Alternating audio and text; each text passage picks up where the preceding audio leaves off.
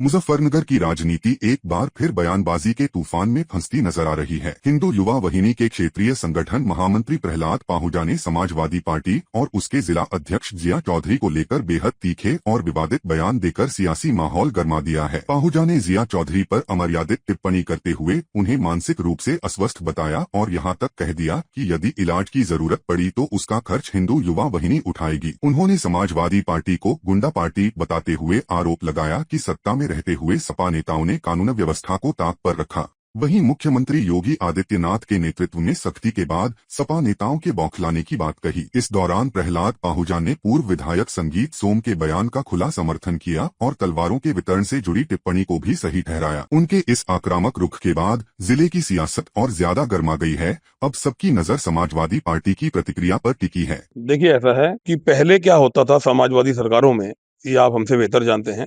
जो जिला अध्यक्ष होता था वो डीएम से भी ज्यादा पावर रखता था और इनको जो माफिया थे, इनके जो इनके संरक्षक थे, उनके लोग द्वारा काम किया जाता था। जब जिला अध्यक्ष जाता था थाने में तो थानेदार अपनी कुर्सी छोड़ देता था और छोड़ने के बाद में वो वहां बैठता था। अब ये बेचारे हताश हुए हैं, इनको कोई पूछ नहीं रहा है। योगी आदित्यनाथ जी ने ये जो माफिया हैं, जो इनके संरक्षक थे समाजवादी पार्टी के, उन सबको नेस्त नाबूद कर दिया है। सबके घरों में बुलडोजर चल गया है। अब ये बेचारे हताश हैं, परेशान हैं, एक सिपाही भी इनको पूछ नहीं रहा है। इसी बारे में मुझे तो लगता है मानसिक रूप से जो है बीमार हो चुके हैं जिया चौधरी जी। और जिस तरीके से उन्होंने संगीत सोम के बारे में बोला है, वो हमारे बड़े भाई हैं और हिंदू संगठनों को उन्होंने टारगेट किया है। अगर हिंदू संगठन इकट्ठे होके आ गए तो जिया चौधरी को मुंह छुपाने की जगह नहीं मिलेगी, भाग जाएंगे। उनको यह हल कर दिया जाएगा उनका कि उनको जिला मुजफ्फरनगर में कोई संरक्षक नहीं देगा। देश की बात सुनिए, बांग्लादेश में जिस प्रकार से हिंदुओं को पर नरसंहार हो रहा है, उस मामले में आज तक जिया चौधरी ने या इनके समाजवादी पार्टी के जो राष्ट्रीय अध्यक्ष हैं, उन्होंने कोई बयान जारी नहीं किया है, क्योंकि उनको हिंदुओं से कोई लेना देना नहीं है। उनको सिर्फ अपना मुस्लिम वोट बैंक बनाना है, उनके संरक्षक में काम करना है, उनकी ही लोलो पोछो करनी है। जिस तरीके से संगीत सोम ने कहा है, हम उसके समर्थन में हैं, उनके साथ हैं। संगीत सोम ने कोई भी ऐसी बात नहीं करी जो गलत हो। शाहरुख खान को उन्होंने गद्दार कहा तो इसमें कोई दो राय नहीं है, शाहरुख खान गद्दार है। पीछे जब आपदा आई थी तो पाकिस्तान को वो पैसे दे के आया था। आज एक भी शब्द उन्होंने बांग्लादेश के हिंदुओं के पक्ष में नहीं बोला। और जब कोई भी जरा सी बात होती है, मुस्लिम के मामले में किसी भी प्रकार के कोई बयान होते हैं, तो ये सब जितने भी लोग हैं, ये सब जो है मीडिया पे बैठ जाते हैं और मुसलमानों के साथ अत्याचार हो रहा है, मुसलमानों पे ये हो रहा है, इस तरीके की बात करते हैं। जबकि इस तरीके की कोई घटना नहीं है, हिंदुओं के पक्ष में नहीं बोलते। ये हिंदू विरोधी हैं, ये भगवा विरोधी हैं। और जिस तरीके से उन्होंने कहा है तलवार बांटने की बात कही है, तलवार बांटी जाएंगी, आगे भी बांटी जाएंगी, हम भी बांटेंगे। कोई रोक सकता है तो रोक ले। अगर कोई आदमी अपना संरक्षक कर रहा है, अपनी सेफ्टी के लिए अपने घर में हथियार रख रहा है, ये तो बंदूकें रखते हैं, ये तो फैक्ट्रियां चला गए, उनमें जो सामान रखते हैं। अगर कोई तलवार रख रहा है, रख रहा है सामान अपनी सेफ्टी के लिए, तो उसको रखनी चाहिए। उसमें क्या दिक्कत है इनको? जिया चौधरी जो है मानसिक रूप से परेशान है। मुझे लगता है उनको इलाज की जरूरत है। सरकारी हॉस्पिटल में मैं जो सीएमओ है उनको बोल दूंगा, वो वहां जाएं और अपना इलाज कराएं।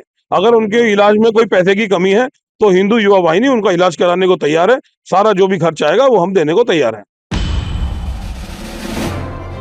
मुजफ्फरनगर कांग्रेस कार्यालय में आयोजित संवाद कार्यक्रम के दौरान संगठन को मजबूत करने की दिशा में बड़ा कदम उठाया गया। इस मौके पर कांग्रेस सेवा दल के नवनियुक्त पदाधिकारियों को उनके दायित्व सौंपे गए। कार्यक्रम में राशिद अलवी को कांग्रेस सेवा दल का जिला अध्यक्ष घोषित किया गया। अपने संबोधन में राशिद अलवी ने कहा कि मुजफ्फरनगर में कांग्रेस सेवा दल लंबे समय से कमजोर स्थिति में था, लेकिन अब सभी कार्यकर्ताओं को साथ लेकर इसे मजबूती दी जाएगी। वहीं उत्तर प्रदेश कांग्रेस सेवा दल के पश्चिमी जोन अध्यक्ष अनिल देव त्यागी ने कहा कि आज का उद्देश्य संगठन को विस्तार देना और सेवा दल को सक्रिय बनाना है। उन्होंने बताया कि अखिल भारतीय स्तर पर कांग्रेस का सदस्यता अभियान चल रहा है, जिसमें अधिक से अधिक लोगों को जोड़ा जाएगा। कार्यक्रम के दौरान उन्होंने नारा देते हुए कहा, कांग्रेस आएगी, अब नहीं जा। पहले गोरों से लड़े थे, अब चोरों से लड़ेंगे। इस कार्यक्रम को संगठनात्मक मजबूती की दिशा में अहम माना जा रहा। मेरा नाम नौशाद अलवी है और मैं कांग्रेस सेवा दल का नवयुक्त जिला अध्यक्ष हूँ मुजफ्फरनगर की। जिम्मेदारी अभी तो सेवा दल में मुझे जिला अध्यक्ष की मिली है और मुजफ्फरनगर में जो सेवा दल की टीम थी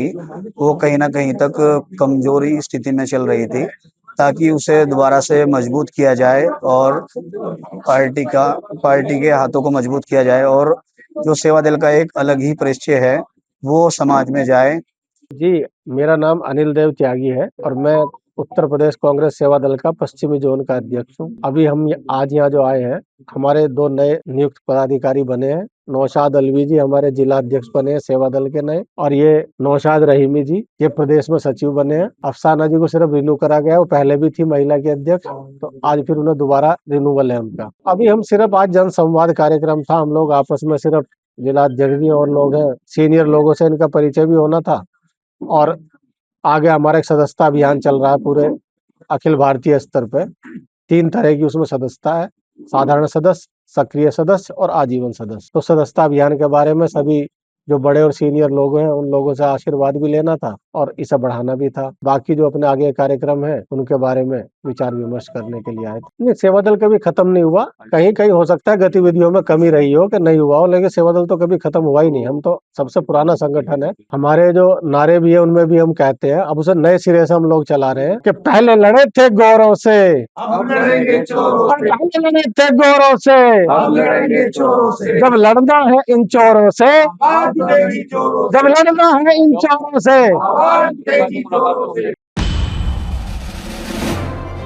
मुजफ्फरनगर में आरडीएफ ट्रकों को लेकर एक बड़ा विवाद सामने आया है। ट्रांसपोर्टरों ने किसान यूनियन अराजनैतिक के राष्ट्रीय प्रवक्ता धर्मेंद्र मलिक और उनके समर्थकों पर गंभीर आरोप लगाए हैं। ट्रांसपोर्टरों का कहना है कि जिन आरडीएफ ट्रकों के पास सभी वैध कागजात मौजूद हैं, उन्हें भी रास्ते में जबरन रोका जा रहा है और अवैध वसूली की जा रही है। आरोप है कि 1 जनवरी 2026 को नोएडा से आरडीएफ लेकर आ रहे एक ट्रक को मंसूरपुर थाना क्षेत्र में रोका गया, जहां ड्राइवर से मारपीट की गई और वाहन को नुकसान पहुंचाया गया। ट्रांसपोर्टरों का कहना है कि विरोध करने पर उन्हें फर्जी मुकदमों में फंसाने की धमकी दी गई, जिससे पूरे ट्रांसपोर्ट सेक्टर में डर का माहौल है। ट्रांसपोर्टरों ने जिलाधिकारी से मामले में संज्ञान लेकर दोषियों के खिलाफ कड़ी कानूनी कार्रवाई की। भैया, हम आरडीएफ जो आ रहा है दिल्ली से, नोएडा से मुजफ्फरनगर में, हम उसके विषय में आज मिलने आए हैं।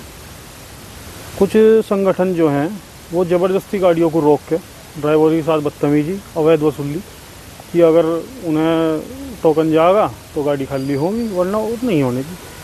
हमारा कहना ये है कि अगर ये गलत चीज़ मान लो गाड़ी में आ रही है, आ नहीं रही, हमारे पास पेपर है आरडीएफ, अगर आ भी रही है तो प्रशासन उस चीज़ को देखे। प्रशासन है, कानून है, ये सब चीज़ें हैं, इतने अधिकारी हैं जिले में, पुलिस है, वो उसे रोके। जो भी उचित कार्रवाई है वो किसी की भी गाड़ी हो चाहे उस पर करें, या फिर फैक्ट्रियों में जहाँ उतर रहा है फैक्ट्रियों को बंद करवाओ।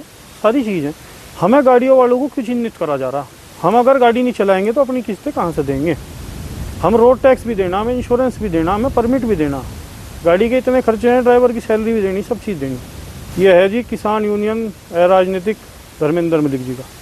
कल भी उस बारे में, अब जब हम सब पहुँचे वहाँ, उन्होंने गाड़ी रोक ली थी, तो उस चीज़ में उन्होंने हमारे साथ गाली गलौच कि तुम्हें तो अंदर करवा दूँगा और तुमसे निमटना मुझे, इस तरह की भाषा शोभा नहीं देती उन्हें।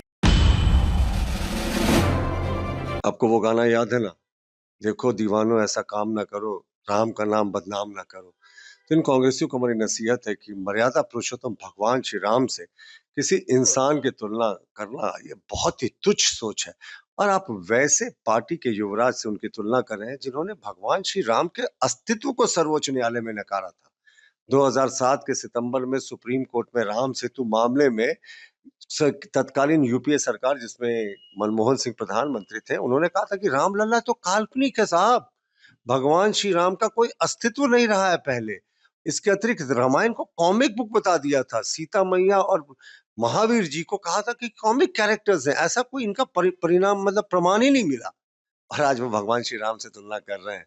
तो इनकी तुलना रामायण के किस दूसरे कैरेक्टर से करनी थी जो लंका में रहता था। खैर, हम मर्यादा का ध्यान रखते हैं, इसलिए उस कैरेक्टर का नाम नहीं लेंगे, लेकिन समझने वाले समझ जाएंगे।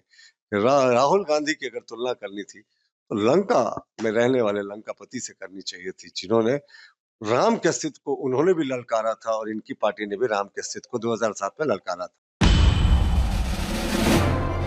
आज इंडियन रेड क्रॉस सोसाइटी द्वारा लखनऊ के 3 बड़े अस्पतालों को, जो बलरामपुर, सिविल और लोक बंधु को 30 स्ट्रेचर और 30 व्हील चेयर के अतिरिक्त 1000 ऑक्सीमीटर भी दिए गए हैं, जो मरीजों को सुविधा देने के लिए हैं।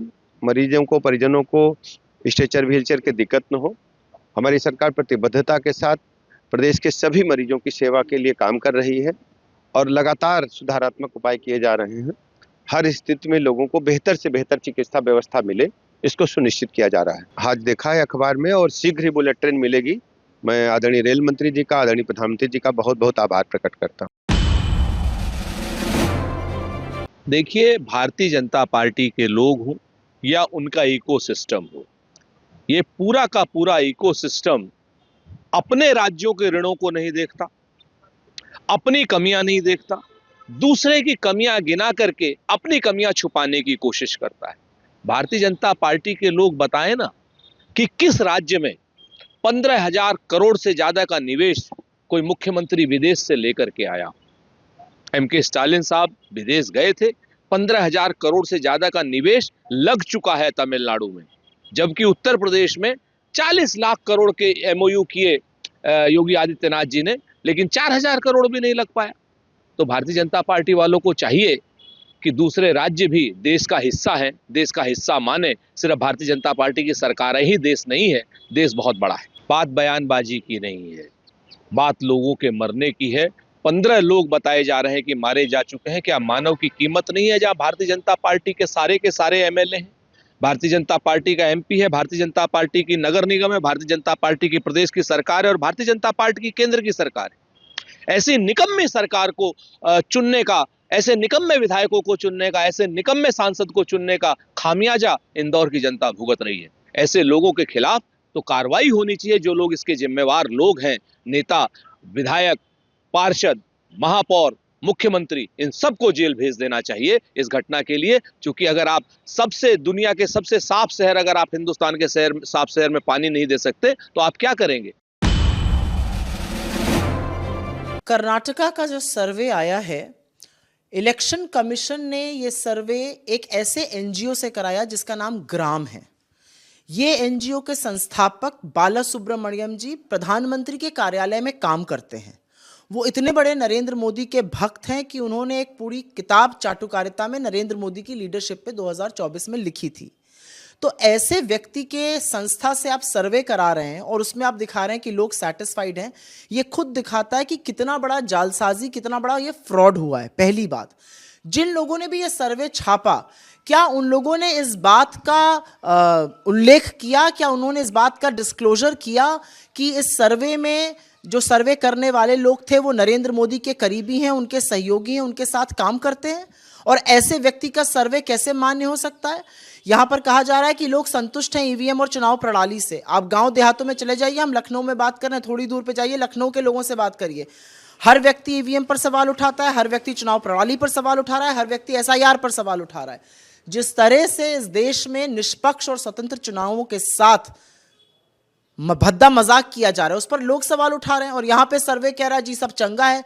और चंगा कहने वाली संस्था कौन है? जो नरेंद्र मोदी के लिए पीएमओ में काम करते हैं, जो उन पर किताबें लिखते हैं। तो इस सर्वे की मान्यता क्या है? सबसे पहले तो सवाल इस बात पर उठेगा। देखिए, ये भारत की एक बड़ी छलांग है। 2027 में भारत को पहला बुलेट ट्रेन मिलने जा रहा है और ये नरेंद्र मोदी जी के कार्यकाल की जो उपलब्धियां हैं उसका ये स्वर्णिम अध्याय है। ये कहीं ना कहीं तेज रफ्तार जो बदलाव भारतीय अर्थव्यवस्था में हो रहे हैं उसकी एक नज़ीर है और ये आम लोगों के लिए एक बड़े उपहार के तौर पर इस फैसले को पूरी दुनिया देखेगी। ये मोदी सरकार की बड़ी उपलब्धि है, निसंदेह बेहद महत्वपूर्ण उपलब्धि है।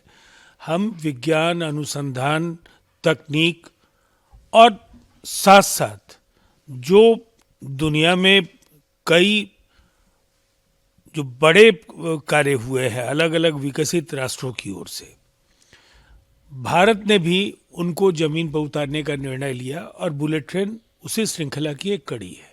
बुलेट ट्रेन देश की जरूरत है या नहीं सर? देखिए, अब ये विपक्ष के लिए मुद्दा हो सकता है, लेकिन हम ये भी तो कह सकते हैं कि फिर मंगल ग्रह पर क्यों हम यान भेज रहे हैं, फिर हम चंद्रमा पर क्यों जा रहे हैं। देखिए, आम लोगों के जीवन की बेहतरी भी बेहद आवश्यक है और यही आम लोग कल इसमें से कई लोग बुलेट ट्रेन का उपयोग भी कर पाएंगे। इसीलिए इसे राजनीति के संकीर्ण दायरे से बाहर निकालकर विकास के जो आयाम हमारी सरकार गढ़ रही है उसको ध्यान में रखा जाना चाहिए। और निसंदेह ये देश के लिए एक बड़ी कामयाबी है कि हमने बुलेट ट्रेन भी इस देश में लाने का अगर संकल्प लिया तो उसे जमीन पर उतारा। एसआईआर को लेकर जिस तरीके से बंगाल और सरकार और सीधे के खिलाफ है। देखिए, ये बिहार में यही दृश्य देख रहे थे हम लोग। लगातार बिहार में कांग्रेस और आरजेडी एसआईआर को लेकर तथाकथित वोट चोरी का आंदोलन और अभियान चलाने के बाद चारों खाने चित पड़े हैं। न 2 अंकों में कांग्रेस पहुंच पाई और न जो सपने देख रहे थे तेजस्वी यादव की 18 तारीख को हम शपथ ग्रहण करने जा रहे हैं। सच्चाई यह है कि जनता थोड़ी उदार थी, नेता प्रतिपक्ष की कुर्सी उनकी बच गई, नहीं तो वो भी नहीं बच पाती। समान परिस्थिति पश्चिम बंगाल में है। एसआईआर समय सीमा के अंदर होगा, चुनाव होंगे, टीएमसी की जगह वहां बीजेपी की सरकार होगी। जोहरान ममदानी ने कुरान पर हाथ रखकर निवर्तमान मेयर पद की शपथ ली है सर। देखिए, ये अमेरिकी संविधान इसकी अनुमति देता है कि आप जिस धर्म को मानते हैं अपनी आस्था के अनुरूप आप इस तरह से आप शपथ ले सकते हैं। भारत में भी हम शपथ लेते हैं इस तरह से। ये कोई ऐसी घटना नहीं है जिस पर आज दुनिया को सियासत करने का कोई अवसर मिले।